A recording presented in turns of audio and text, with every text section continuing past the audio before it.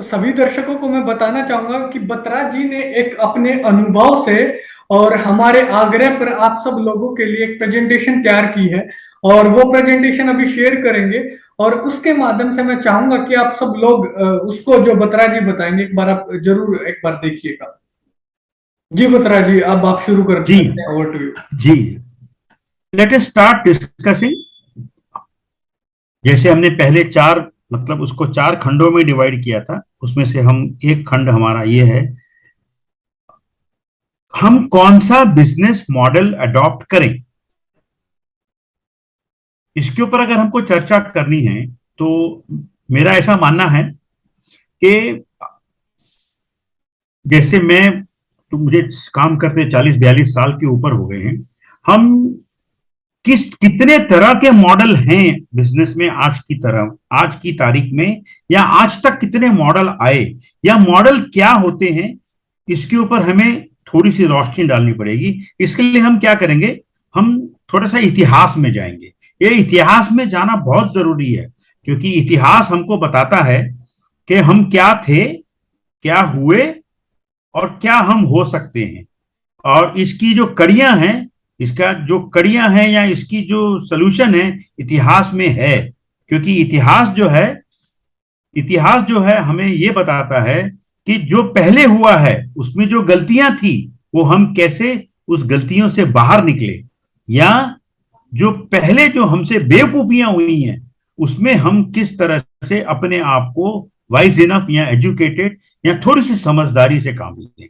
क्योंकि ये मेरा मानना है कि अगर हमको इतिहास में से, अगर हमको ये पता चल जाए कि क्या हुआ था और ये क्यों हुआ था, अगर ये दो बातें अगर हमको पता चल जाए ना, तो आने वाले कल में हमारे पास ये बिल्कुल आसान हो जाएगा कि कैसे उसको हमको सीधा करना है। बस इसी इतिहास के लिए हम थोड़ा सा हम इतिहास में जाएंगे मॉडल ऑफ बिजनेस के लिए, और वो हमारा मॉडल ऑफ बिजनेस है ऐसे। हम बात करते हैं पिछले 40 साल में, 40 साल में पिछले 5 साल छोड़ के उसके पहले के 40 साल में अगर हम जाएं तो हमारे पास क्या क्या बिजनेस मॉडल थे। 1975 में हम रेडी चिक्स लिया करते थे, रेडी फीड लिया करते थे, ओन फार्मिंग किया करते थे, और लाइव बर्ड सेलिंग किया करते थे। अजय जी, मुझे लगता है आपके लिए भी ये नया थोड़ा सा जी ये होगा, जी बट ये जी ऐसा हुआ है और यही मैंने किया है। जी फिर ये 1990, हम थोड़ा सा कट शॉर्ट करके आते हैं। 1990 में क्या हो गया, बाकी सब सेम रहा, लेकिन रेडीमेड फीड की जगह ओन फार्मिंग आ गई, बाकी चेंजेस नहीं हुए। तो हम यहां से यहां आए। अब 1990 से 2000 के बीच में क्या आया, एक हैचरी बीच में आ गई। चिक्स लेने की बजाय लोग अंडा लेके हैचरी लेने कर दिए। फिर 2010 में क्या हुआ, लोगों ने ब्रीडर लेने शुरू कर दिए। फिर ब्रीडर से हैचरी आई, हैचरी से ओन फीड मिल आई, इंटीग्रेशन आया। इसमें 2000 में एक्चुअली इंटीग्रेशन भी आ गया था, 2000 में इंटीग्रेशन भी आ गया था। 2010 में अगर आप देखें तो ब्रीडर भी अटैच हो गए। अब आप ये देखें 40 साल में आपको 4 मॉडल दिखाई दिए। अब सवाल ये है कि ये जो इसमें जो 4 मॉडल जो आए हैं, एक में ओन फार्मिंग आई, एक में हैचरी आई, एक्चुअली एक में ये भी आ गया, मतलब मेरे हिसाब से ये ओन इंटीग्रेशन भी आ गया। 2000 में 2 चीजें आई हैं, मतलब ये भी एक ब्राउन कलर का होना चाहिए था तो आपको ज्यादा समझ में आता। ये ब्राउन कलर का, मतलब ये 2 चीजें यहां पर आई, और यहां पर ब्रीडर भी आ गया। मतलब 1 2 3 4 चीजें नहीं आई। अब आप 100 बात समझने की, ये मतलब इसमें ऐसा नहीं है कि लोगों ने रेडीमेड फीड बंद कर दी या लोगों ने रेडी चिक्स लेने बंद कर दिए, बट ये नया एडिशन हुआ। हम्म, कई लोग वो भी ले रहे थे, कई लोग वो भी कर रहे थे, लेकिन एक नया एडिशन होना शुरू हो गया। 100 बात की एक बात, 40 साल में 5 मॉडल आए, और ये 2015 में लोगों ने अपना आउटलेट खोलना शुरू कर दिया। जी 2015 में लोगों ने अपना आउटलेट तक खोलना शुरू कर दिया।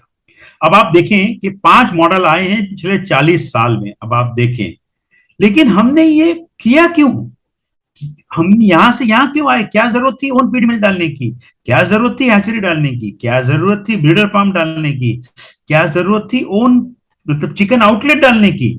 लेकिन अगर आप देखें तो लाइव फार्मिंग अभी भी वैसी की वैसी है, लाइव फार्मिंग अभी की वैसी ही है। जरूरत क्या पड़ी, इसकी भी हम सोल्यूशन, इसका भी हम बात करेंगे। अब हम देखते हैं कि आज से पिछले 10 साल में कितने मॉडल ऑफ बिजनेस आए। बेसिकली 5 साल ही बहुत थे। इस यहां पर देखो मैंने इंटीग्रेशन थोड़ा सा अलग कलर दे दिया हुआ है। ये 2017 का मॉडल है और ये 2020 का मॉडल है। अब आप देखें कि इंटीग्रेशन मौजूद है, ओपन फार्मिंग कम होती जा रही है, लाइव सेलिंग वैसी की वैसी है, लेकिन ये देखो ब्रीडर आ गया, ओन आउटलेट आ गया, फिर यहां पर ईसी शेड आ गए, यहां पर रिट्वीट आउटलेट आ गए, और 2020 में देखो रॉ मटेरियल साइलो आ गया। रॉ मटेरियल साइलो जो होता है, ये ऐसा रॉ मटेरियल का साइलो होता है कि लोग क्या करते हैं, 6-7 महीने का रॉ मटेरियल जो है, जब भाव कम रहता है तब 6-7 महीने का परचेस करके रख लेते हैं। इसमें जनरली मेज और राइस सीड स्टोर होता है या सोया सीड स्टोर होता है, लेकिन सोया डीओसी स्टोर नहीं होता है। सोया डीओसी स्टोर करने के लिए उसने सोया क्रशिंग प्लांट भी लोगों ने लगा दिया हुआ है। ये सोया का क्रशिंग प्लांट लगा दिया। वहां वहां पर जब सोया सस्ता होता है तभी वो सोया भी प्लांट मतलब उन्होंने लगा दिया। अगर आप ये देखें, अब ये सब करने के बाद में आगे जब जैसे हमने पीछे देखा कि लोग 1975 में से मॉडल बंद कर करके नई की तरफ आए, अभी भी हमको ये सब क्यों करना पड़ा? हम बार बार क्यों मॉडल ऑफ बिजनेस हम क्यों बदली करते जा रहे हैं? हो सकता है 2022 या 2025 में कुछ और चीजें ऐड होंगी या कुछ कम भी होंगी, हो सकता है, और होगा, वो वक्त का तकाजा है, ऐसा ही होगा। 4 नए मॉडल 10 साल में आए हैं 40 साल के मुकाबले में, और ये सब इंटीग्रेशन के बाद। ये मॉडल ऑफ बिजनेस बंद करने का या नया शुरू करने का तरीका ये था कि पहले जब आपको हर क्राइसिस के बाद में आपका फोकस जो था वो नए मॉडल में शिफ्ट होने लग गया, जिसके कारण आपकी प्रॉफिटेबिलिटी और सर्वाइवल जो हो गया वो इंप्रूव होने लग गया या सेफ होने लग गया। मेरा सवाल दर्शकों से ये है, अभी जो मैंने आपको टोटल 6 या 7 मॉडल जो दिखाए हैं, इसमें से आपके पास कौन सा मॉडल है? क्या आप अभी भी 1975 के मॉडल में फंसे हुए हैं या आप 2020 के मॉडल में आ गए?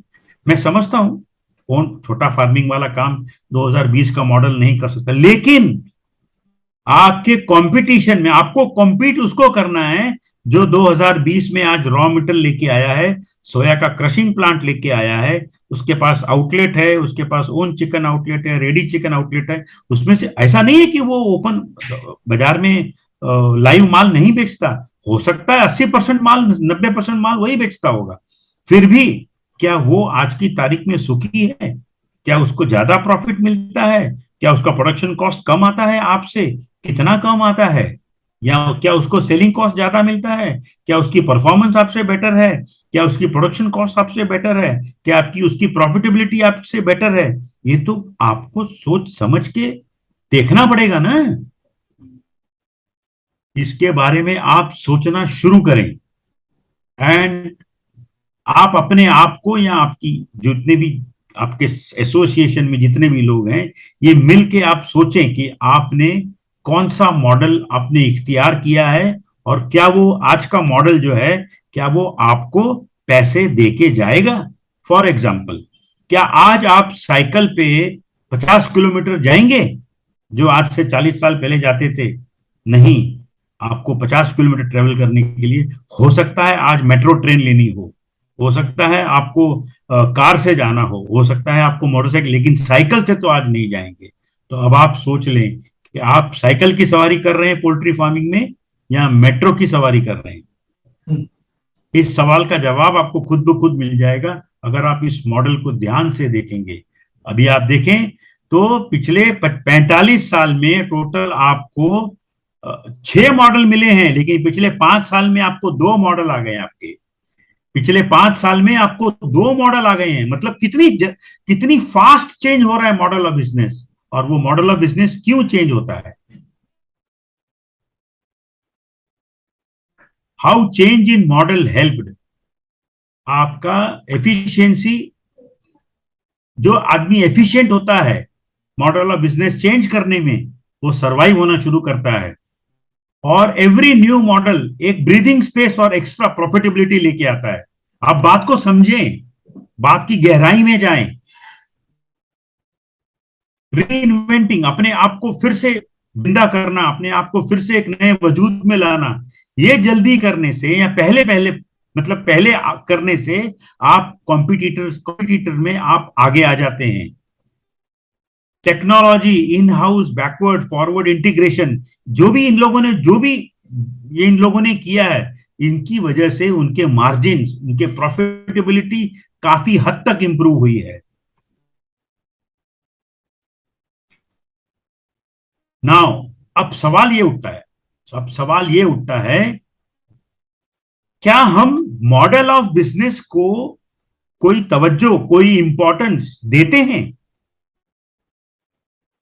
क्या हम ये बात समझने को तैयार हैं कि मतलब हमारी इंडस्ट्री में भी कई मॉडल हैं और हमको उसमें से एक सही मॉडल चुनना है हमारी क्षमता के हिसाब से, हमारी फाइनेंशियल कैपेबिलिटी के हिसाब से, हमारी सोच के हिसाब से, ना कि चला उठा और पोल्ट्री फार्मिंग में लग गए।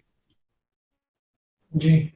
दूसरा सवाल ये आता है कि हम जनरली क्राइसिस के बाद ही हमारा मॉडल ऑफ बिजनेस क्यों चेंज करते हैं, उसके पहले क्यों नहीं चेंज करते? करना चाहिए, लेकिन जनरली ऐसा होता है, पेट दर्द होने के बाद ही डॉक्टर के पास जाता है आदमी। ऐसे कोई काम नहीं करता उसके कारण पेट दर्द ना हो।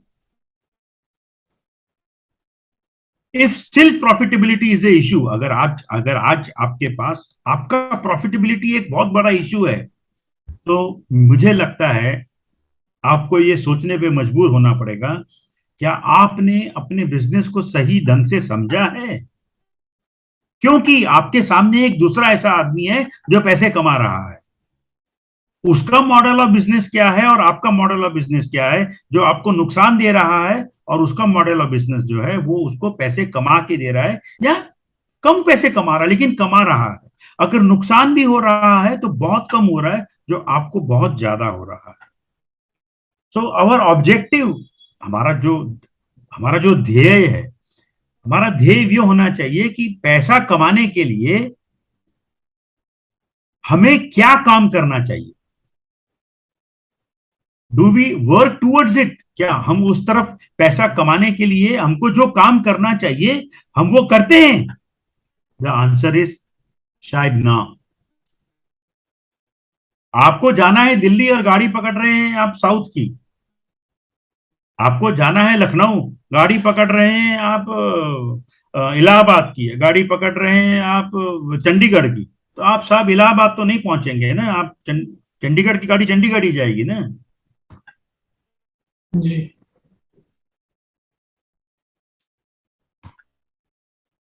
आगे क्या? अगला सवाल है आगे क्या। सो हमारा बिजनेस को हमें एक नए अंदाज और एक नए स्वरूप में स्वीकार और समझना पड़ेगा।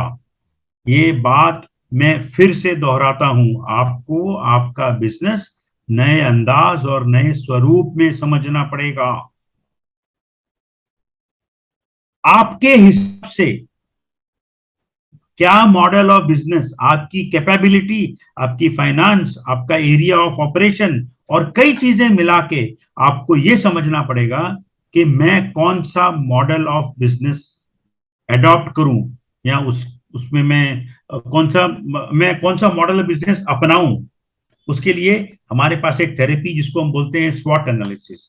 आप अपना स्वॉट यानी कि आपकी स्ट्रेंथ क्या है, आपकी वीकनेस क्या है, ये सब अगर आप हिसाब करें तो आपको थोड़ा समझ में आ जाएगा कि मैं क्या इस पोल्ट्री फार्मिंग करने के मेरी शक्तियां मेरे में मौजूद हैं, क्या मेरे में उतनी नॉलेज या अंडरस्टैंडिंग है।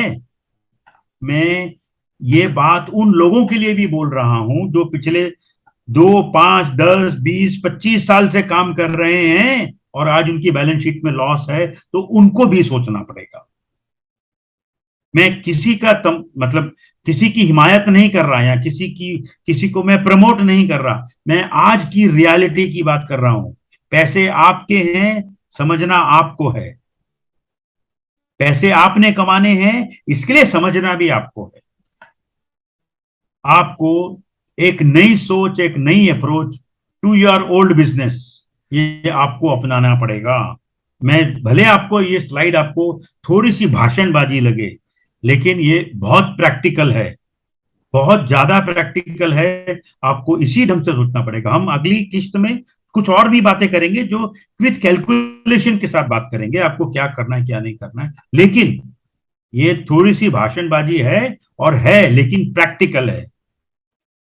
Clarifying the rational of business, and आपको इस बात की पूरी तरह जानकारी होनी चाहिए। पूरी यानी कि पूरी तरह जानकारी होनी चाहिए। आप क्या बिजनेस कर रहे हैं और कैसे कर रहे हैं, और प्रॉफिट कैसे आएगा और कितना आएगा, ये आपको मालूम होना चाहिए। अगर नहीं मालूम कर सकते हैं तो किसी की मदद लें, और अगर नहीं हो सकता है तो यही बिजनेस, पोल्ट्री फार्मिंग हो या कोई भी हो, करने से पहले 10 बार नहीं 100 बार सोचें, क्योंकि मेहनत आपकी है, पैसा आपका है। मेरा एक ही जुमला है, जो करना चाहिए वो कीजिए, ना कि जो आप कर सकते हैं। हर बिजनेस को करने के लिए कुछ कायदे कानून, कुछ रूल्स रेगुलेशन, कुछ टर्म्स एंड कंडीशंस होती हैं, और जो बार बार बदली होती हैं। आपको वैसे ही करना पड़ेगा, ना कि जो मैं कर सकता हूं ना, ऐसा नहीं होगा। जो जो आपको करना चाहिए पोल्ट्री फार्मिंग के लिए, आपको वो सारे काम करने पड़ेंगे। और उसमें से अगर आपको कुछ काम नहीं आते, तो जो धंधा है वो आपसे या आपको किसी तरह की कोई डिस्काउंट नहीं देगा। आपका धन्यवाद करते हैं दिल की गहराई से, और दर्शकों को भी बताना चाहेंगे डॉक्टर बत्रा जी के साथ हम जुड़े रहेंगे, और आने वाले टाइम में भी और सेशंस बत्रा जी के साथ हम जल्दी लेके आने वाले हैं। आप हमारे साथ कनेक्टेड रहें, हमारे YouTube चैनल को सब्सक्राइब करें अगर सब्सक्राइब नहीं किया है, और ऐसे ही सेशंस बत्रा जी के साथ हम जल्दी और भी करने वाले हैं। बहुत बहुत धन्यवाद आप सबका, वीडियो आपने यहाँ तक देखी, धन्यवाद। Thank you very much.